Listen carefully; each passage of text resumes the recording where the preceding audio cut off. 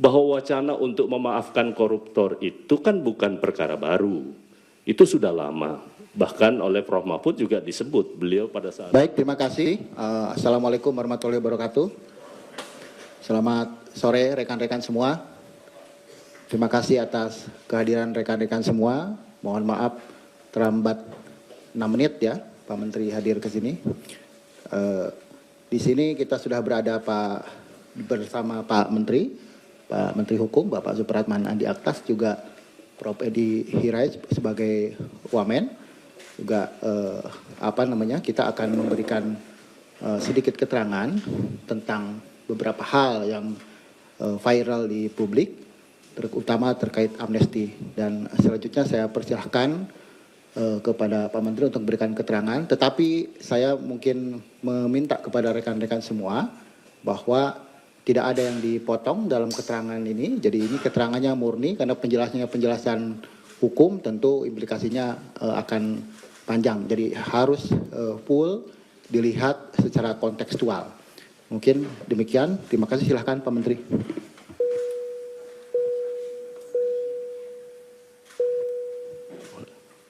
Baik, terima kasih Pak Wamen yang saya hormati, Pak Staf Sus dan teman-teman media ya.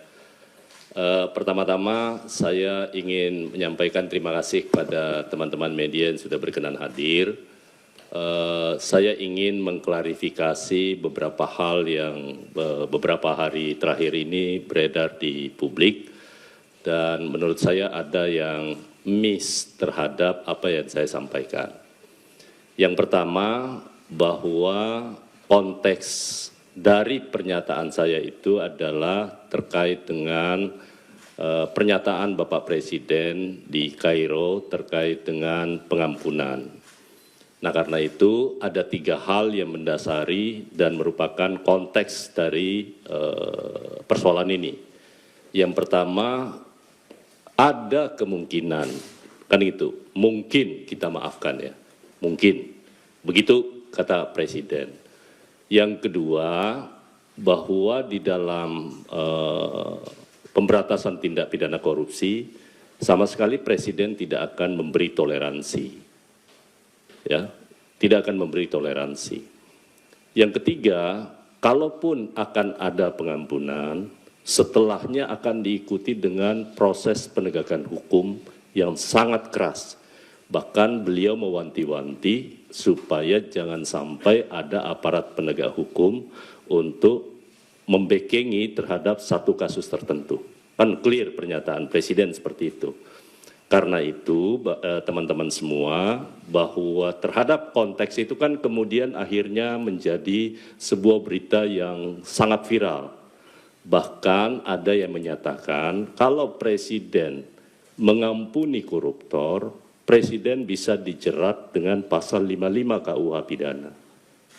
Atas dasar itulah kemudian saya sampaikan bahwa ada pihak yang menyatakan seperti itu mungkin lupa terkait dengan hak konstitusional Bapak Presiden yang diberikan oleh Undang-Undang Dasar, di mana pasal 14 daripada Undang-Undang Dasar kita memberi hak amnesti, abolisi, ataupun grasi dan rehabilitasi kepada Bapak Presiden untuk semua jenis tindak pidana. Nah, apakah nanti ke depannya proses ini akan ditempuh? Belum ada keputusan sama sekali. Itu baru wacana yang dilontarkan. Bahwa wacana untuk memaafkan koruptor itu kan bukan perkara baru. Itu sudah lama. Bahkan oleh Prof. Mahfud juga disebut, beliau pada saat menjabat sebagai Menteri Kehakiman, beliau sampaikan pernah mengusulkan itu dengan menempuh beberapa cara. Bahkan beliau menyatakan bisa mencontoh apa yang dilakukan oleh Latvia kalau tidak salah ya. Dan juga Afrika Selatan. Artinya waktu itu menurut Prof. Mahfud itu tidak ada yang berani. Nah karena itu teman-teman semua saya ingin menyampaikan bahwa urusan amnesti ataupun pengampunan maksud saya, di dalam hukum pidana kita sudah mengenal itu dalam praktek ya. Satu, untuk tindak pidana korupsi kan sudah ada restoratif justice yang sudah diterapkan di beberapa aparat penegak hukum, tergantung jumlah kerugian negaranya. Karena kalau semuanya diterapkan, kalau kerugian negara hanya 50 juta, 100 juta, padahal biaya untuk penanganan perkaranya kan jauh lebih besar dibandingkan dengan korupsinya yang sedikit, itu satu. Nah, yang kedua yang ingin saya luruskan adalah menyangkut soal denda damai. Yang saya maksudkan itu adalah mengcompare, karena undang-undang tindak pidana korupsi ataupun juga undang-undang kejaksaan khusus kepada tindak pidana ekonomi, dua-duanya itu adalah tindak pidana yang merugikan keuangan negara, merugikan perekonomian negara. Karena itu ada ruangnya yang diberikan, dan ini bukan barang baru terkait dengan proses pengampunan, karena kita sudah pernah melakukan 2 kali tax amnesty. Kan negara memberi pengampunan. Kemudian di dalam Undang-Undang Cipta Kerja juga ada yang terkait namanya denda keterlanjuran untuk tindak pidana di bidang kehutanan yang itu dimungkinkan untuk dilakukan sebuah proses penyelesaian di luar pengadilan. Nah, karena itu hanya compare bahwa ada aturan yang mengatur, tetapi bukan berarti Presiden akan menempuh itu, sama sekali tidak. Karena bukan domain Presiden kalau menyangkut soal denda damai tadi. Itu adalah kewenangan yang diberikan kepada Jaksa Agung, ya. Tetapi sekali lagi untuk tindak pidana korupsi itu hanya sebagai pembanding bahwa ada aturan yang mengatur soal itu. Tetapi intinya teman-teman semua, bahwa keinginan kita memperbaiki Republik ini dari praktek tindak pidana korupsi kan sudah berlangsung begitu lama, sejak era reformasi. Tetapi sampai hari ini kemudian kita tidak bisa menyelesaikannya secara baik. Nah, karena itu ada semangat baru yang diinginkan oleh Bapak Presiden. Silahkan kita akan bicarakan menyangkut soal mekanismenya nanti kalau toh kebijakan pengampunan itu akan diambil oleh Bapak Presiden. Tetapi sampai hari ini kita baru di Kementerian Hukum lagi menyiapkan rancangan undang-undang tentang grasi, amnesti, abolisi, dan grasi. Nanti kalau sudah selesai, kami akan sampaikan kepada kawan-kawan semua. Jadi sekali lagi terkait dengan isu denda damai tadi itu adalah hanya mengcompare menyangkut soal penyelesaian suatu tindak pidana di luar pengadilan. Itu aja intinya. Kita punya contoh-contoh yang lain. Saya rasa itu yang perlu ingin saya sampaikan kepada teman-teman. Sekali lagi ini kalaupun nanti ada yang salah mengerti dengan apa yang saya ucapkan, ya saya menyatakan saya mohon maaf, tetapi sekali lagi itu hanya contoh atau komparasi terhadap penyelesaian tindak pidana yang terkait dengan merugikan perekonomian negara di bidang tindak pidana ekonomi dengan tindak pidana korupsi. Saya rasa itu ya. Terima kasih. Assalamualaikum warahmatullahi wabarakatuh. Baik, terima kasih Pak Menteri atas penjelasannya. Saya kira rekan-rekan sudah clear tadi 2 poin yang dikemukakan oleh Bapak Menteri Hukum. Nah, selanjutnya saya akan memberikan kesempatan 3 penanya untuk bertanya terkait penjelasan Pak Menteri barusan. Silahkan. Dari?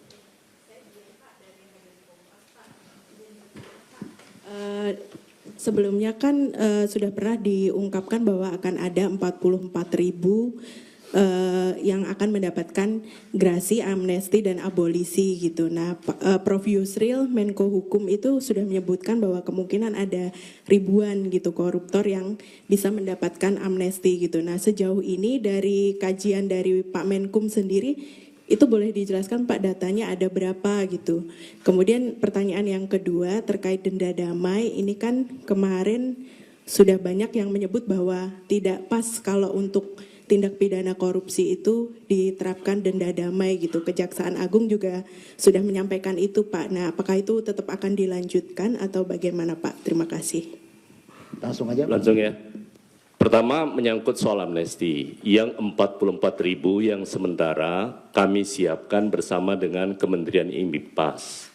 Sama sekali dari 44.000 itu tidak ada satu pun terkait dengan kasus korupsi. Sama sekali nggak ada.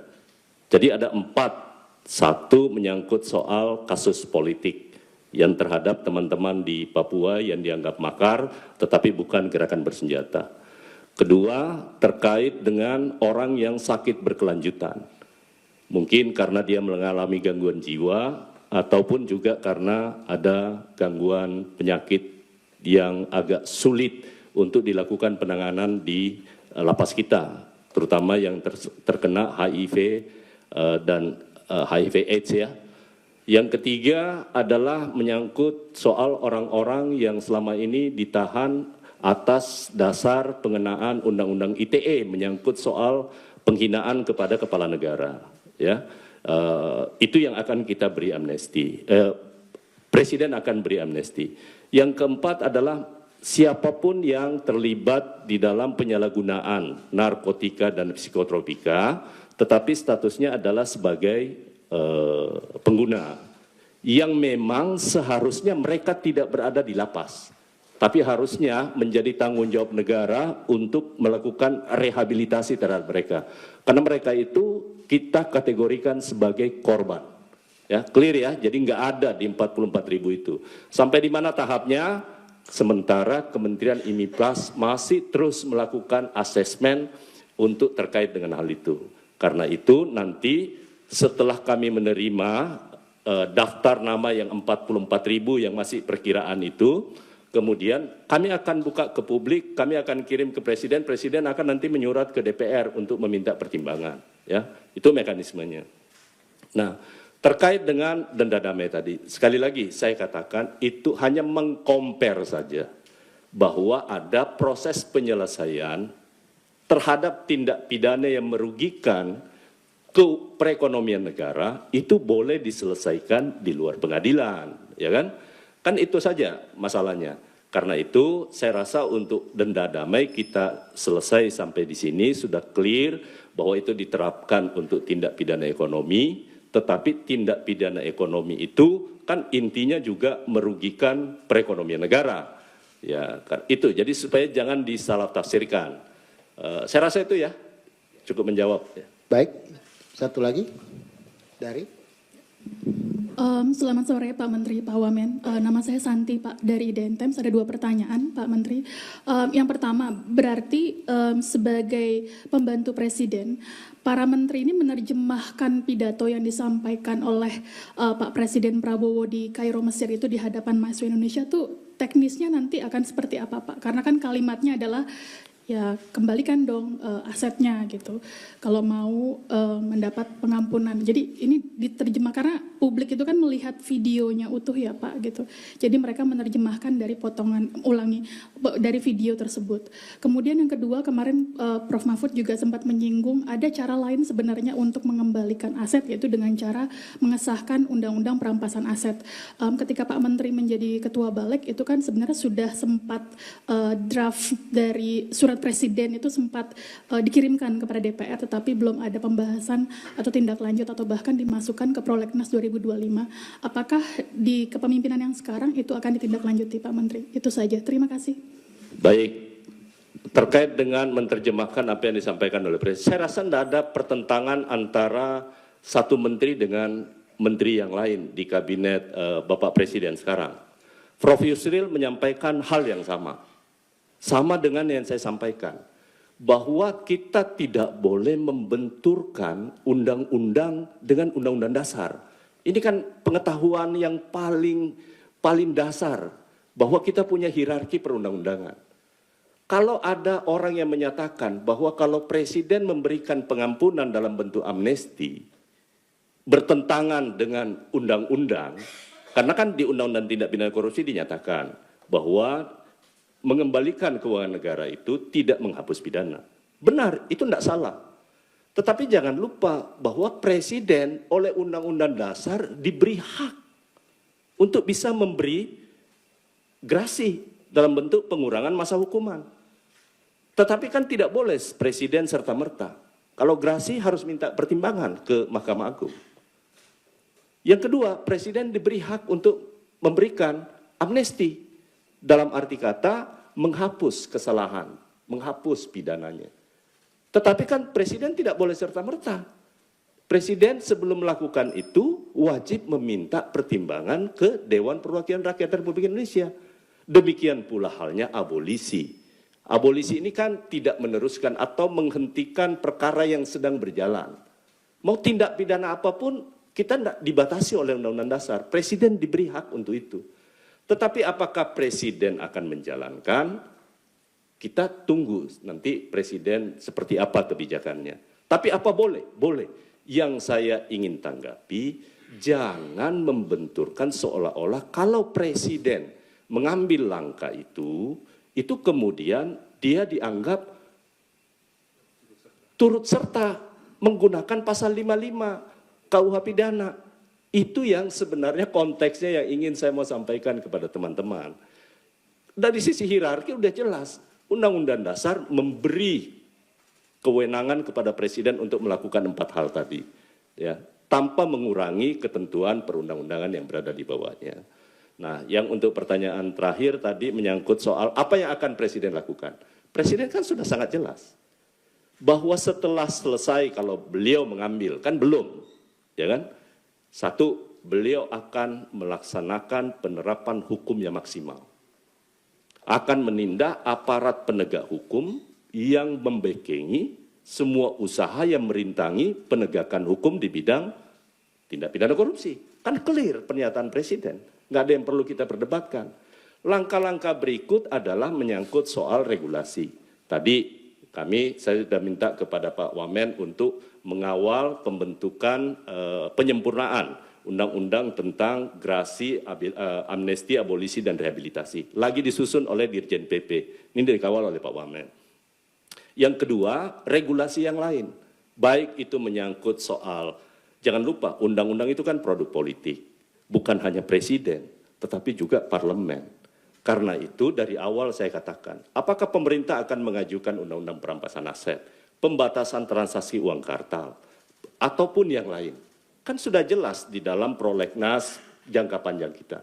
Kenapa kami belum mengajukan itu? Yang pertama, karena ini adalah proses politik yang tentu butuh pendekatan supaya dia lebih cepat untuk kita bisa putuskan. Karena itu yang lalu saya sudah sampaikan, saya lagi roadshow bersama-sama dengan baik di fraksi-fraksi maupun kepada pimpinan-pimpinan partai politik terkait dengan itu. Presiden tentu tidak berkeinginan begitu diajukan kemudian tidak dibahas. Nah ini yang harus kita selesaikan. Makanya kemarin itu kita mengusulkan kalau bisa satu paket nanti antara undang-undang yang disebutkan dengan juga undang-undang tentang partai politik. Supaya ini simultan kita lakukan. Saya rasa itu ya. Satu lagi, kesempatan lagi. Silakan. Dari kiri, dari mana?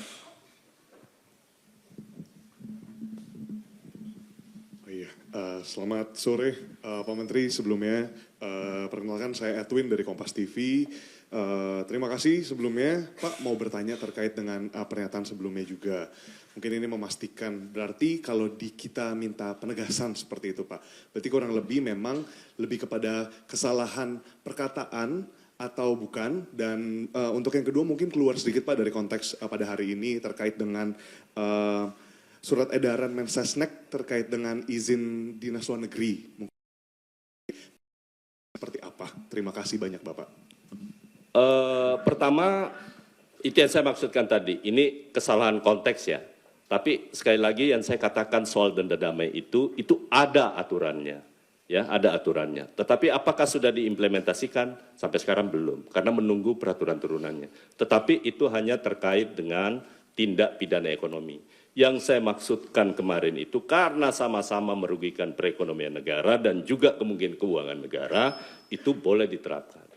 Tetapi sekali lagi, saya rasa diskusinya sudah selesai karena menyangkut soal di tindak pidana mana denda damai itu bisa dilaksanakan. Ya, itu clear ya. Kemudian yang terakhir menyangkut soal perjalanan dinas. Sebelum instruksi ini keluar, Bapak Presiden sudah mewanti-wanti kepada seluruh anggota Kabinet Merah Putih untuk sangat selektif terhadap perjalanan dinas.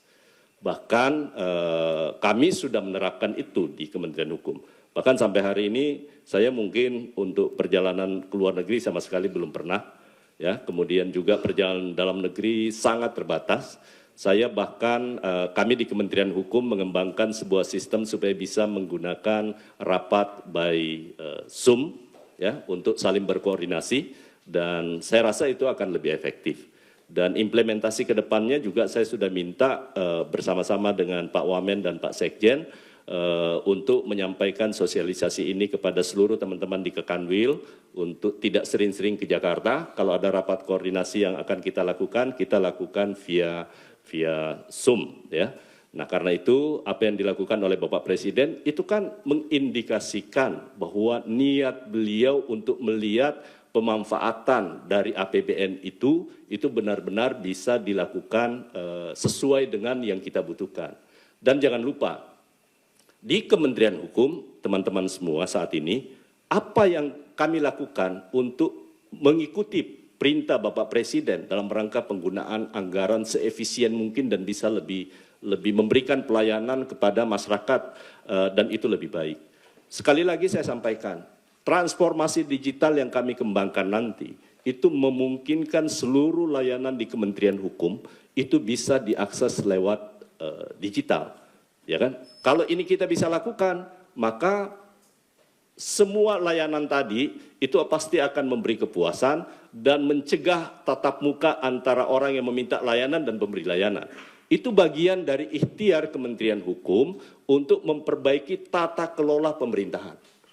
Itu bagian dari upaya yang kami lakukan mengikuti amanat Bapak Presiden kepada di Kementerian Hukum untuk menciptakan sistem yang akuntabel, transparan. Inilah yang kami kembangkan saat ini. Dan karena itu, mulai dari sekarang proses seleksi penerimaan pegawai negeri sipil yang merupakan cikal bakal dari lahirnya birokrat-birokrat yang bersih, kami lakukan sekarang. Kami awasi, memastikan tidak boleh ada transaksi sekecil apapun dalam proses penerimaan di pegawai negeri sipil. Yang kedua, berikutnya kami lakukan merit system, sehingga pengelolaan jabatan-jabatan struktural maupun fungsional yang ada di Kementerian Hukum itu berbasis pada kemampuan dan minat dari teman-teman yang berusaha untuk mendapatkan jabatan yang memang bisa diraih, ya. Dengan merit system saya yakin dan percaya proses jenjang karir itu akan berjalan sedemikian bagus, dan ini semua muaranya seperti yang Presiden sampaikan bahwa ini akan meminimalisir upaya-upaya orang yang punya niat dalam rangka melakukan tindakan-tindakan yang tidak. Kalau ini sudah berhasil, transformasi digital kami bisa lakukan, saya yakin dan percaya Kementerian Hukum bisa menjadi kementerian yang akuntabel, transparan, dan akhirnya bisa mendapatkan kepercayaan dari masyarakat. Saya rasa itu, ya. Baik, saya kira sudah cukup dan clear keterangan dari Pak Menteri. Dari 3 penanya juga sudah mewakili semuanya.